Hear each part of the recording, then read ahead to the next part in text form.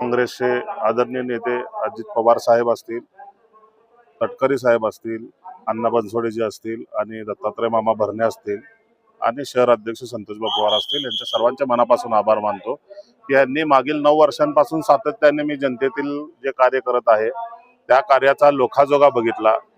सर्वे बघितला आणि त्यातून जो उमेदवार निवडून येण्याची ताकद ठेवतो अशा उमेदवाराला सन्मानाने बोलवून तिकीट देऊन आज उमेदवारीचा अर्ज दिला आणि हा जो विश्वास माझ्यावर टाकला, मी निश्चित सांगू शकतो की प्रभाग 4 मधील सर्व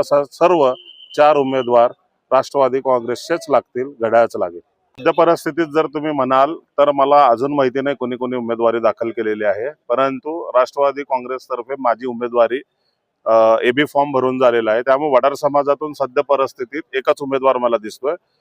दुपारी 3 नंतर चित्र स्पष्ट होईल की वडार समाजातून किती उमेदवार आहेत आणि निश्चितपणाने मी सांगू शकतो की वडार समाजाला योग्य चेहरा, योग्य उमेदवार हे माहिती असून सर्वच्या सर्व समाज एकत्रितपणे राहून जरी 2 उमेदवार असले तरी त्यांच्या विचाराने निश्चितपणे मतदान करतील। लेटेस्ट अपडेट, सुपरफास्ट बातम्यांसाठी सबस्क्राइब करा, फॉलो करा MS13 न्यूज, सोलापूरकरांच्या हक्काचं।